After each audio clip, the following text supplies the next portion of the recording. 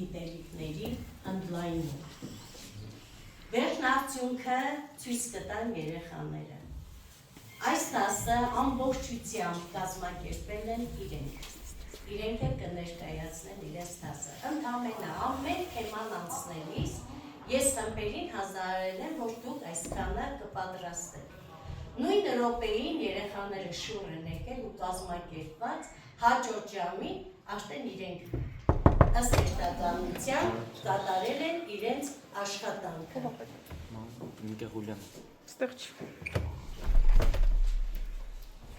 Ես խնդրում եմ, որ մեր երեխաներին չխանգարեն, որ իրենք իրենց կատարած աշխատանքը կարողանան ներկայացնել։ Ասեցինք, մեր դասը վերաբերվում է Հայաստանի Հանրապետությանը։ Հայաստանի Հանրապետությունը մեր ի՞նչն է։ Մեր ի՞նչն է։ Բոլորը հայրենիքն է։ Իսկ ինչ ենք հասկանում հայրենիք ասելով։ Դուք ասեք ես կերեմ։ Օջախ, մի րոպե։ Հայրենի հող,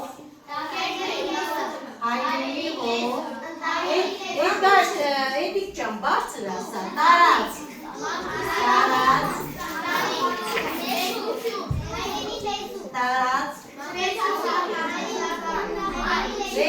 ինչ ասեցիք, հայրենի լեզու,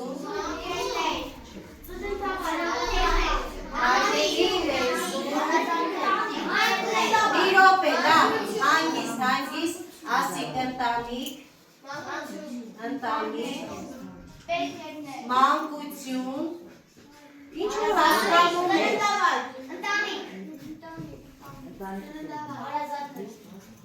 մանկություն, ընկերներ ասեցիք, չէ՞, ընկերներ, հողը կրել եմ, հայրենի հող, ծննդավայր,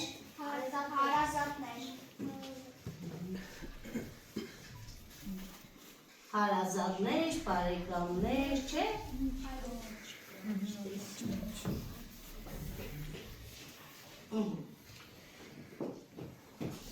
Մեր հայրենիքը, մենք ինչ գիտենք մեր հայրենիքի մասին, երեխաներ, սկսենք այստեղից, որ ինչը ուզեցել եք պարզեք իմանալ, դուք եք ասում։ Մենք ինչ գիտենք մեր հայրենիքի մասին, ասեք, ձեր տեսնեմ, ինչ գիտենք մեր հայրենիքի մասին։ Հայաստանը լեռնային երկիր է։ Ինչ գիտեք, ասեք, ինչ գիտենք։ Գիտենք, որ Հայաստանը հին երկիր է։ Էպոս։ Որ Հայաստանի մայրաքաղաքը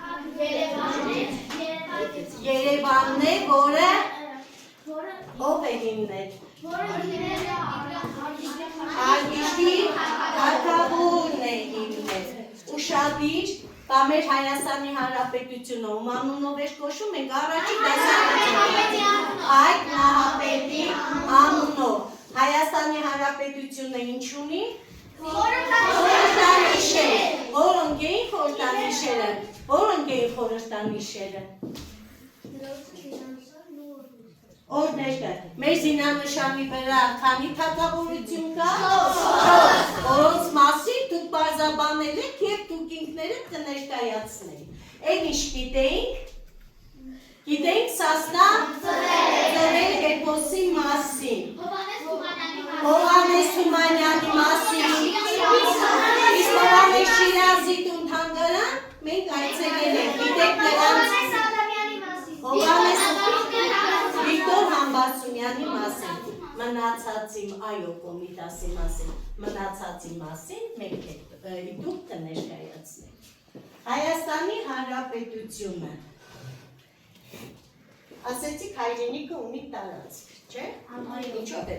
ներկայանում, ինչ տարածք, եթե տարածք չունենա, ինչ կլինի։ Եթե տարածք ունի, նրա հարևանները որ պետություններն են։ Արի ցույց տուր ասած։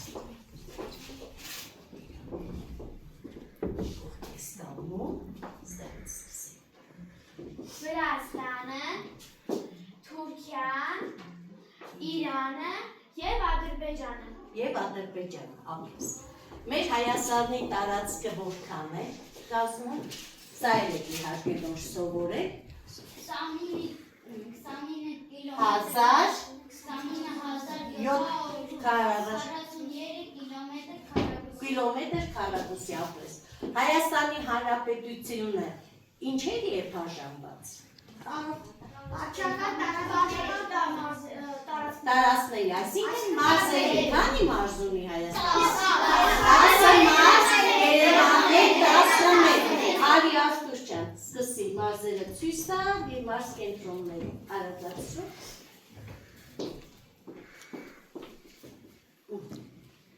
Սկսում։ Տավուշի մարզ, մարզ կենտրոնը Իջևան, Լոռու մարզ, մարզ կենտրոնը Վանաձոր, Շիրակի մարզ, մարզ կենտրոնը Գյումրի։ Շարունակենք, արի Ալեք։ Ալեք։ Արագածոտնի մարզ, մարզ կենտրոնը Աշտարակ, Կոտայքի մարզ, մարզ կենտրոնը Հրազդան, Գեղարքունիքի մարզ, մարզ կենտրոնը Գավառ, Բավական է, Անի Համլետ, թող Համլետը թող, Արմավիրի մարզ, մարզ կենտրոնը Արմավիր, Արարատի մարզ, մարզ կենտրոնը Արծաշատ,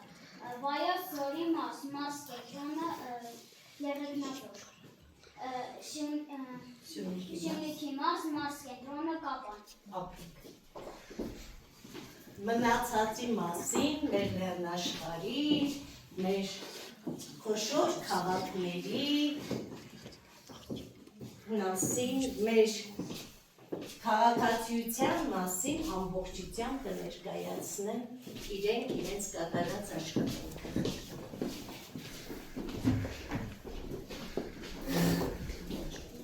Հիմա մենք կներկայացնենք գետերի և լճերի մասին։ Ախուրյան գետը 186 կիլոմետր է, սկիզբը առնում Ափի լճից։ Մեծամոր գետը 40 կիլոմետր, բայց հանրապետության մեջ անհրաժարած գետն է։ Քասան գետը Մեծամորի նախակողմյան խոշոր վտակն է, որը սկիզբ է առնում Արարատ և Փաբադ լեռնային լաջերից։ Հրազդան 141 կիլոմետր, սկիզբն է առնում Սևանա լճից։ Արփա գետը հոսում է նեղ թիկով տեղ-տեղ ընկնիչում գոգավորություններով և հատելով Հայաստանի պետական սահմանը։ Արաքսի մեջ է թափում Նախիջևանի հանրապետության տարածքում։ Որդան գետը Զանգեզուրի ամենամեծ գետը 178 կիլոմետր։ Հովտի խորությունը տեղ-տեղ հասնում է մի քանի 100 մետրի։ Դեպետ 178 կիլոմետր, որը կազմավորվում է Փամբակ և Ձորագետ գետերի միախառնից։ Հայաստանում կան 100-ից ավելի լճեր, սակայն դրանց մեծ մասը փոքր են։ Ամենամեծ լիճը Սևանա լիճն է, որի մակերեսը 1240 կիլոմետր քառակուսի է։ Բարձրությունը մոտ 1900 մետր ծովի մակերևույթից։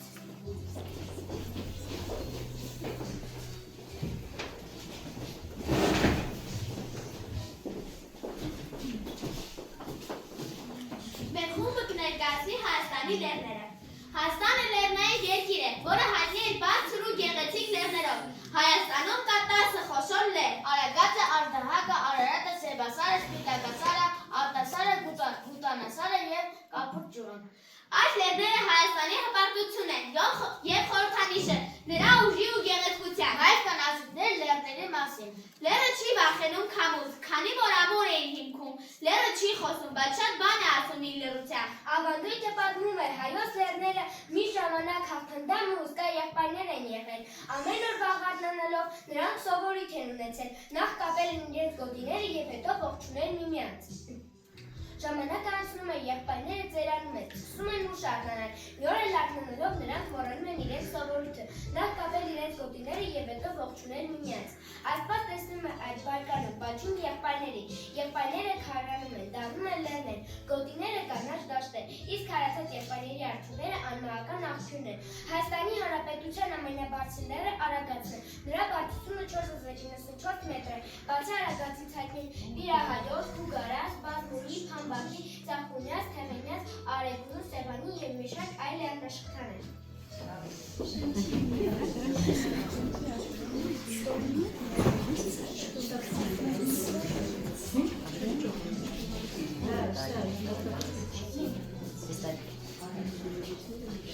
Այժմ մեր խումբը կներկայացնի Հայաստանի Հանրապետության արգելոցները։ արգելոցներում բնակվում են կարմիր գրքում գրանցված կենդանիները, թռչունները և բույսերը, այնտեղ արգելվում է գործ անել։ Խոսրովի ատար, այնտեղ բնակվում է բեզոդիանաց, վարխակնիկան և այլ հնագույն բույսեր։ Խոսրովի ատար, Հայաստանում գործում է 3 խոսրովի ատարներ, Շիկաղի և Էրեբունի արգելոցները, որոնք ունեն 36,615 հեկտար հողատարածք, Հայաստանի տարածքից զբաղեցնում է 1,33%-ը, գետերի ավազանների 700-ից 2800 մետր բարձրություններում, այն հիմնվել է 1958 թվականին։ Էրեբունի արգելոցը կազմավորվել է 1981-ին Հայաստանի Կոտայքի մարզում, Երևանի ցուցից 10 մետր հարավարևմտյան Գեղարքից գյուղի մոտակայքում, ծովի մակերևույթից 1300-ից 1480 մետր։ Հայաստանում ներկայումս կանոնված և գործում են 4 ազգային պարկեր, 3 պետական արգելոցներ, 26 արգելավայրեր և 5 բուսաբանական այգիներ։ Եղեգնաձորի արգելավայր, հատուկ բնակավայր, որը գտնվում է Վայոց ձորի մարզում, ծովի ավազանից 1200-2800 մետր բարձրություններում, ստեղծվել է 1971 թվականին, ունի 4200 հեկտար տարածք։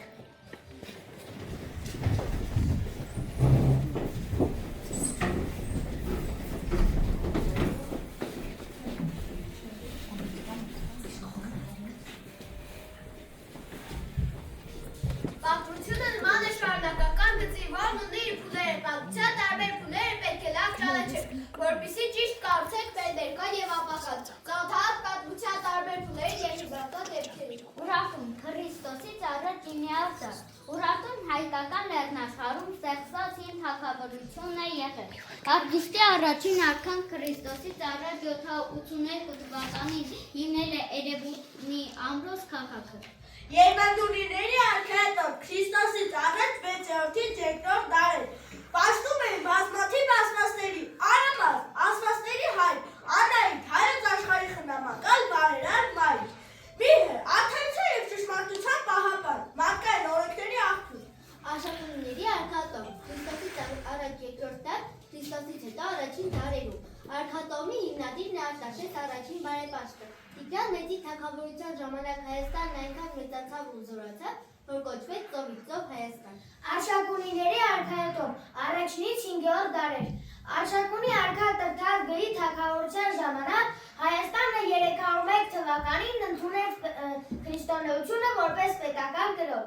Իսկ 405 թվականին Մեսրոպ Մաշտոցը ստեղծեց հայոց այբուբենը և գրվեցին հայրենի առաջին ձեռագրերը։ Բաղրատունների թագավորությունից 11-րդ դարեր, բարձրագույն ուսումնական հաստատություններ, 7 ազատ տարբերներ, խաչքարեր, մանրանկարչություն, եկեղեցաշինություն։ Կիլիկիայի հայկական թագավորությունը 11-ից 16-րդ դարեր, միջերկրական ծովի ափին ստեղծվում է Կիլիկյան հայկական պետությունը, որը դառնում է միջազգային խաչմերուկ և նավագնացության կենտրոն հայ և օտարազգի առևտրականների համար։ Հայաստանի առաջին հանրապետություն 1918 թվականին հիմնադրվում է Հայաստանի առաջին հանրապետությունը, որը դժվարին պայմաններում գոյատևում է 2 տարի։ Խորհրդային Հայաստան 1920 թվականին Հայաստանում հաստատվում է խորհրդային իշխանությունը, ստեղծվում է խորհրդային միությունը։ 1988 թվականին սկսվում է Արցախյան շարժումը, իսկ 1991 թվականին Հայաստանը կրկին դառնում է անկախ պետություն։ Հայաստանը ունի բազմաթիվ առասպել, էպոս, առասպելները, ավանդազրույցները, պատմական կարևորագույն պատմությունները, որոնք չափազանցված ձևով ներկայացնում են պատմական կարևորագույն իրադարձությունները և հերոսներին վերագրող գերբնական հատկանիշները։ Այգը և բելը։ Այգը վայրկական էր, թիկնեղ, գեղագանգուր մազերով, վարվռուն աչքերով և հատ բազուկներով։ Նաքած ռազմիկ էր և առաջնորդ, ըստ ավանդույթին այն պայքարել էր բռնաբեդ բելի դեմ, որը ձգտում էր իրեն ենթարկել հայկի և նրա ժողովրդին։ Սակայն հայկը չհանձնվեց, բելը բարկացավ և իր մեծ զորքը հավաքեց, հարձակվեց հայկի փոքրականակ զորքի վրա։ Թեժ պայքարի ժամանակ հայկը քաշեց իր լայնալի ճաղեղն ու երեքթևյան նետով սպանեց բելին։ Իսկ այդ տարածքը հետագայում կոչվեց հայկի անունով Հայաստան։ Հայկ Նահապետի կերպարը մարմնավորում է հայ ժողովրդի պատմական ինքնությունը, խորհրդանշելով նրա անկախ և ազատ լինելու ձգտումը։ Նրա պատմությունը մեզ հիշեցնում է, որ ազատությունը ու անկախությունը միշտ եղել են հայ ժողովրդի կարևոր արժեքներից մեկը։ Հայկ Նահապետի կերպարը նաև ընդգծում է, որ պետք է ամրապնդել ինքնությունը ու ազնվությունը։ Էպոսը հերոսական վեպ է, Ազատությունը։ որը պատմում է տվյալ ազգի ծագման և զարգացման մասին, ներկայացնում է նաև ազգային մշակույթը և ազատության պայքարը, այն ստեղծում է ավանդույթների, սերուցների հիման վրա։ Հայ ժողովրդի էպոսը կոչվում է Սասնածռեր կամ Սասունցի Դավիթ։ Իրականում Սասունցի Դավիթը էպոսի 4 մասերից մեկի անվանումն է, սակայն Դավիթը հայ ժողովրդի ամենասիրելի հերոսն է։ Այդ է պատճառը, որ հաճախ են ամբողջ էպոսը անվանում Սասունցի Դավիթ։ Դավիթ Բեկը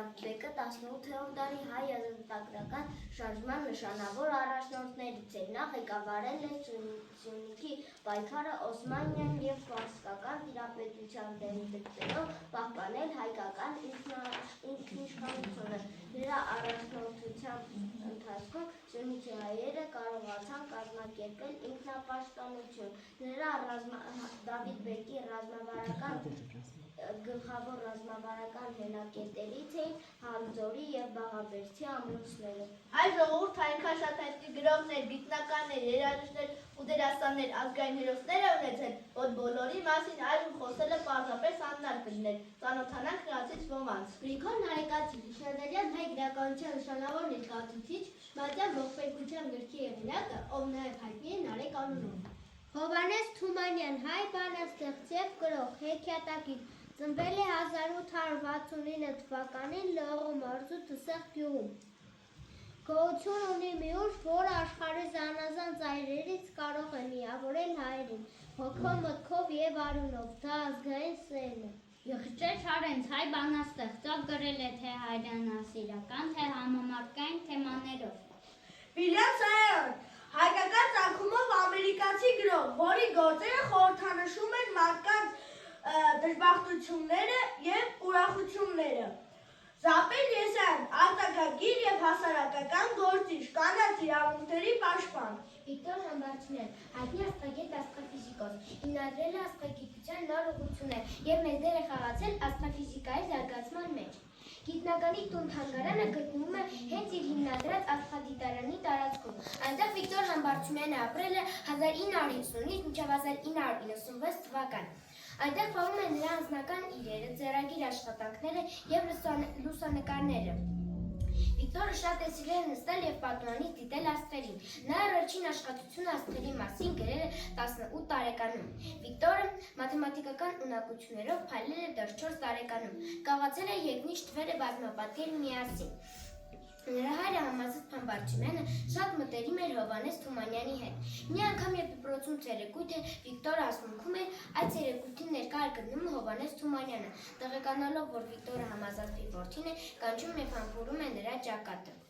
Այդ օրվանից Վիկտոր Համբարձումյանը ասում է, որի ստացած լավագույն մրցանակներից մեկը Հովհաննես Թումանյանի համբույրն էր։ Պատմում են, որ երբ Հովհաննես Թումանյանը պատառողջ էր, հաճախ էր եկտող ուղարկում Համազգ Համբարձումյանին և խնդրում, որ 12-ամյա տղային ուղարկեր իր մոտ մի փոքր զրույց անելու։ Նրանք զրուցում են պոեզիայի, տիեզերքի, աստղերի մասին։ Այդպիսի մի զրույցից հետո Հովհաննես Թումանյանը գրեց իր վերջին սիրուսի հրաշեջ բանաստեղծությունը։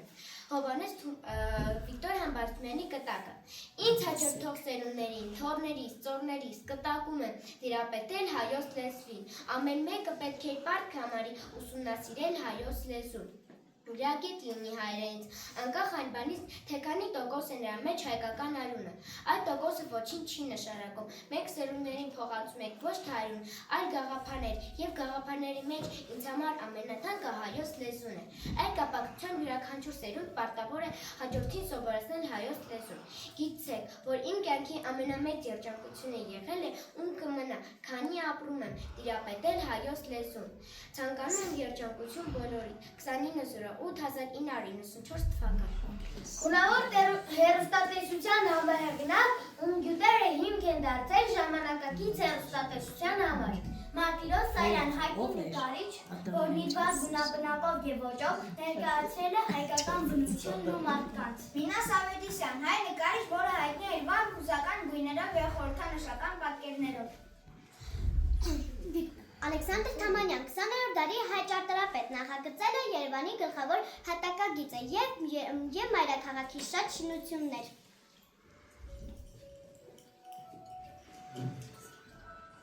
Կոմիտաս Վարդապետ, երաժշտագետ երգահան, երգիչ, ում աշխատանքը կարևոր դեր է ունեցել հայկական և ժողովրդական պահպանման, մշակման, ներկայացման մեջ։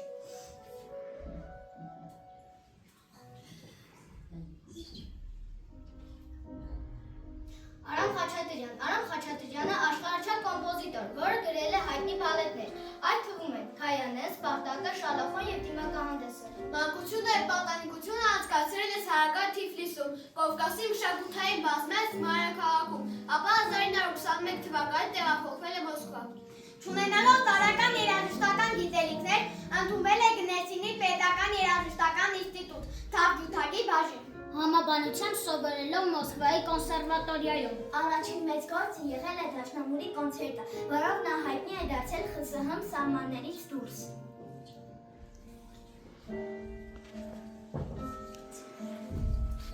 Արամ Խաչատրյանը հայ նշանավոր կոմպոզիտոր, դիրիժոր և երաժշտական գործիչ է։ Խաչատրյանը 20-րդ դարի ամենաճանաչված հայ կոմպոզիտորն է, ինչպես նաև հայկական առաջին բալետի, սիմֆոնիայի, կոնցերտի և ֆիլմի երաժշտության հեղինակը։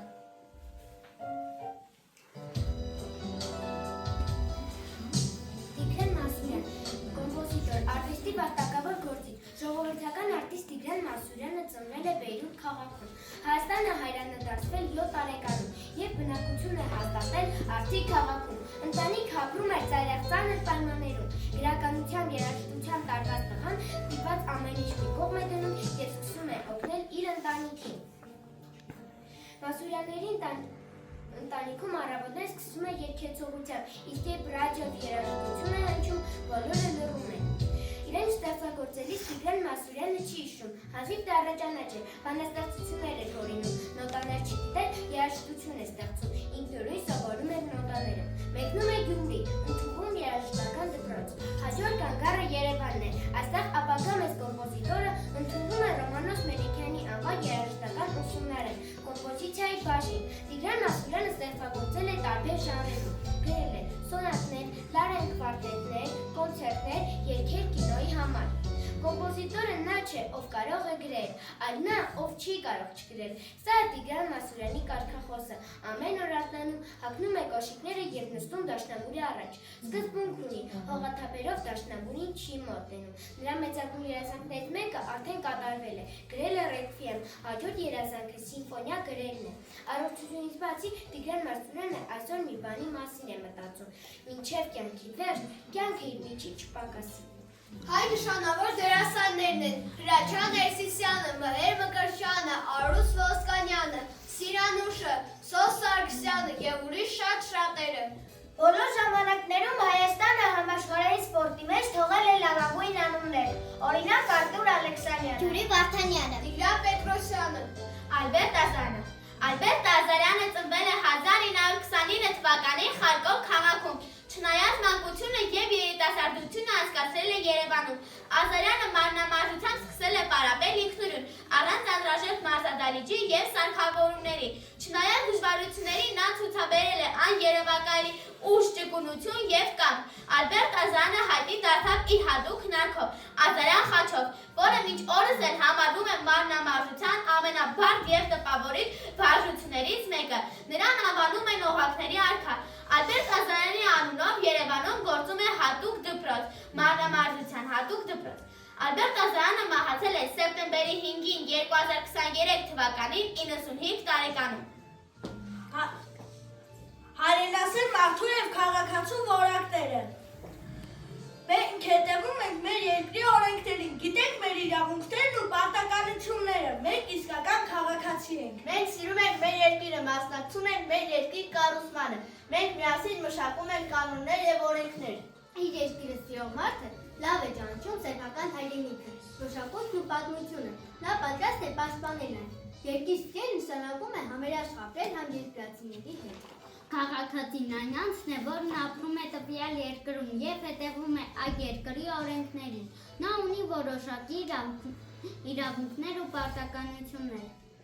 Հայրենասեր մարդը լավ քաղաքացի է, լինելով լավ մարդ եւ լավ քաղաքացի, մարդիկ կարող են ստեղծել ավելի ուժեղ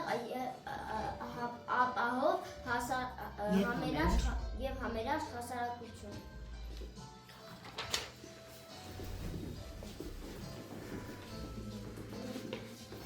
Մենք կներկայացնենք Հայաստանի խոշոր քաղաքները։ Հայաստանում կան մի քանի մեծ եւ կարեւոր քաղաքներ, որոնք առանձնանում են իրենց պատմությամբ, մշակույթով եւ տնտեսությամբ։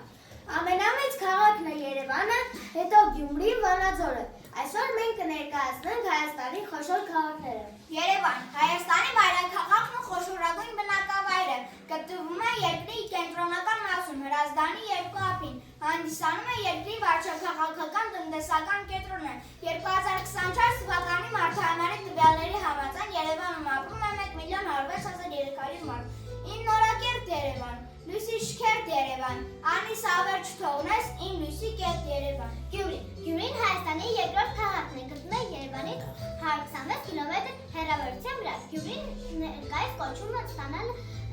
ներկայիս կոչումը ստանալը Գյումրիին անվանել են Կումարի, Ալեքսանդրապոլ, Լենինական։ Գյումրիի մարզկենտրոնն է, Գյումրի Շիրակի մարզկենտրոնն է, որը ունի բարբադարյան պատմություն։ Քաղաքը միշտ եղել է մշակույթի եւ արվեստի օջախ, ծննդավայր, նշանավոր արվեստագետների, երաժիշտների, գրողների։ Գյումրիի Վարդանանց հրապարակի շուրջն են գտնվում Սուրբ Ամենափրկիչ եւ Սուրբ Մշան եկեղեցիները։ Նաև Գյումրիում են գտնվում Ավետիք Իսահակյանի եւ Հովհաննես Շիրազի տուն-թանգարանը, մեծանուն դերասան Մեհեր Մկրտչյանի տուն-թանգարանը, Ասլամանզյան քույրերի պատկերասրահը եւ այլն։ Գյումրին միշտ եղել է ամենասիրված քաղաքներից մեկը։ Գյումրի, քո փողոցներում հոգի կա, յուրաքանչյուր քարի մեջ հուշեցի, քո ժպիտը ցավից լույս է բարի, դու Հայաստանի սիրտն ես, Գյումրի։ Վանաձորը Հայաստանի երրորդ խոշոր քաղաքն է։ Այն գտնվում է Դեպետգետի հովտում, նախկինում կոչվում էր Կիրովական, բայց մինչ այդ Կարաքիլիսը շատ մեծ դեր ունի Հայաստանի արդյունաբերական կյանքում, ունի 83,000 բնակչություն։ Վանաձոր քաղաքն է գեղեցիկ կանաչով, հով լեռներով շրջապատված, գետերն են հոսում ետքով ծիծաղով, արևն է ժպտում պայծառ ժպիտով։ Ապարանը չենք առանձնացրել խոշոր քաղաքներից։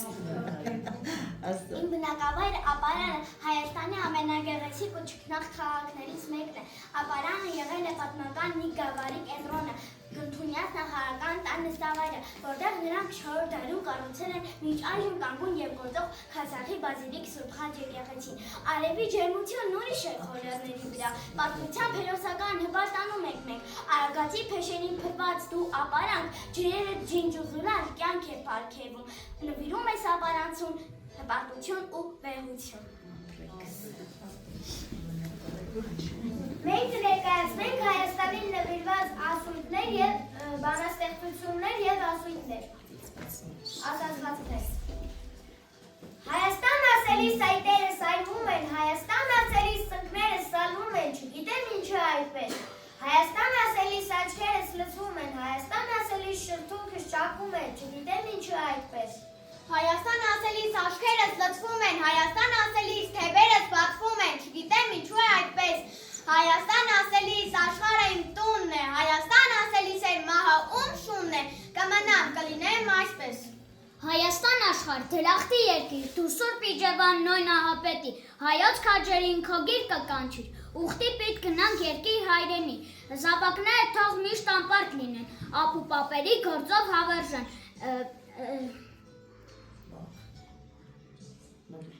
Զավակները թող միշտ անպարտ լինեն, ապու պապերի գործով հավերժան, Սուրբ Էջմիածնի լույսով զորանան ու ժայռերի պես միշտ հպարտ մնան, երկիր հայրի իմ հայոց աշխարհ, ծաղկիր ավելի ոստան հայրենի,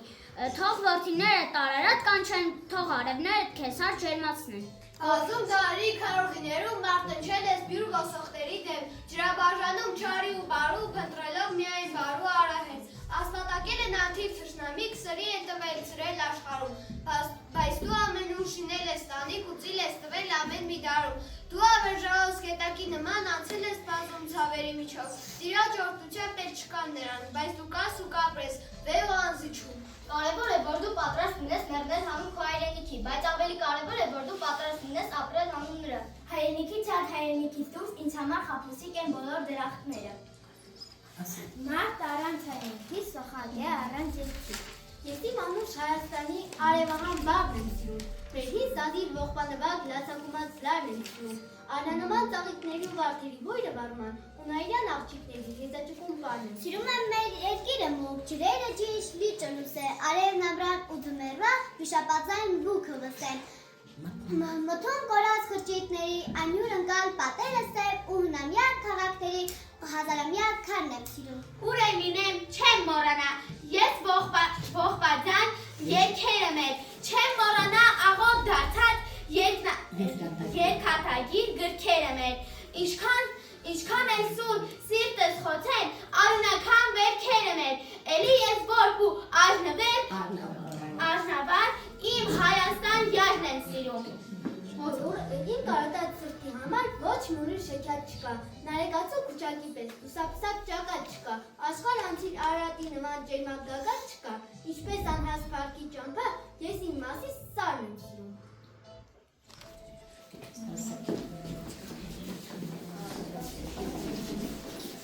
Իրոք ես պսել։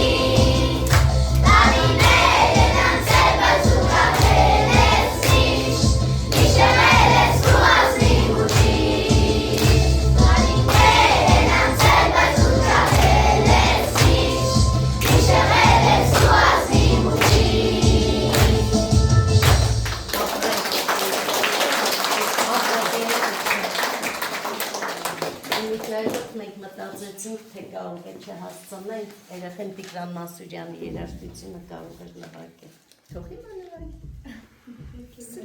ուղղակի գործիքը մեր կերում է։ Պատրաստի երեխաներ են տալիս հաջորդ տարիների համար նախագիծ անող։ Ամբողջությամբ իրենք են արել, ամեն ինչ ես ընդամենը ուղղություն եմ տվել, թե որը որից հետո պետք է ելույթ ունենան։ Ամեն ինչ իրենք են արել։ Եվ բարձր դասարանի աշակերտները մեծ ցանկություն կունենային իմ երեխաների նման առանց թղթերը ձեռքներին ելույթ ունենային։ Ինչպես որ իրենք ելույթ ունեցան։ Այդքան մեծ ծավալով ամբողջությամբ իրենցով կազմակերպել են։ Ես իմ աշակերտները գիտեմ, որ մենք սուտ խոսել չենք սիրում, ամեն ինչ ասում ենք ճիշտը։ Ես շնորհակալ եմ ձեզանից երեխեք ջան։ Պատրաստել եմ ասում, սերունդ եմ տալիս նախագիծ անող։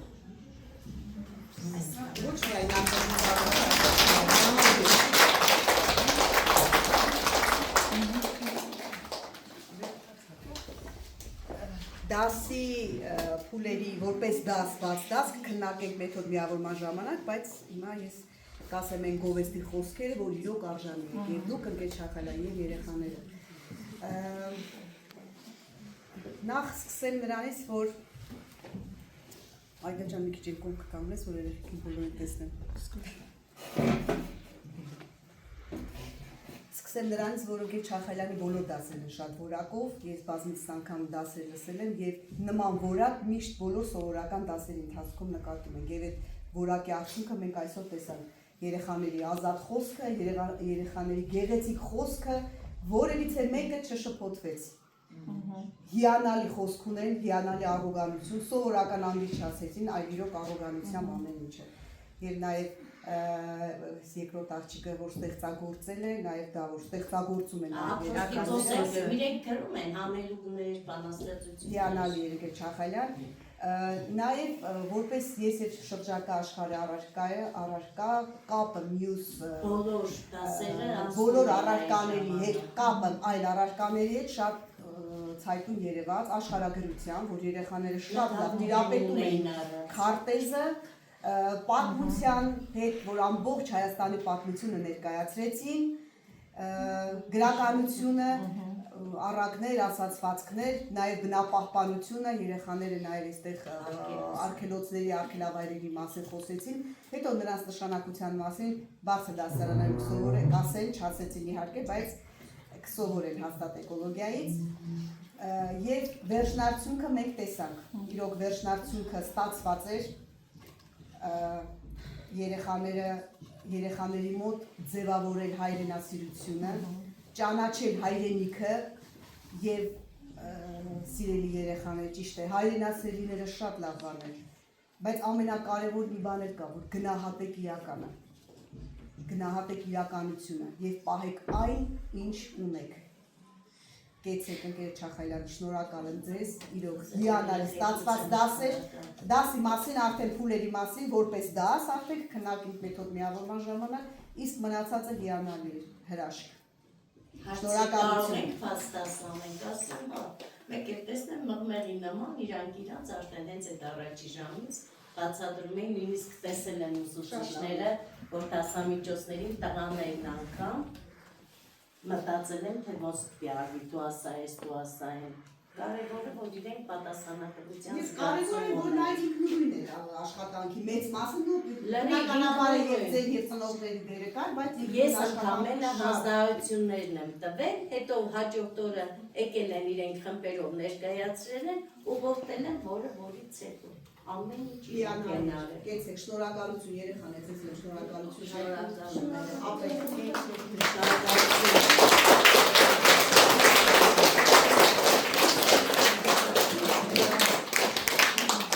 Երեխաներ, իհարկե ընկեր Ներսյանը շատ մանրակրկիտ խոսեց ձեր դասի մասին, համարյա ասելու բան չմնաց,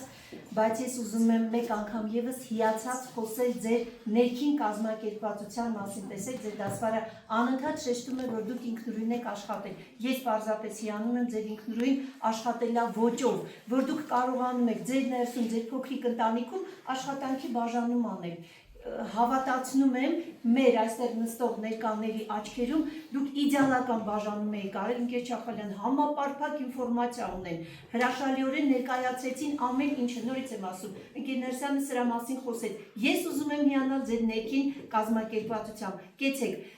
դուք ինձանից առաջ անցաք մեկ նախադասությամբ, ես ուզում եմ ասել Երանի այն ուսուցչին, ով այս դասարանի հետ կաշխատի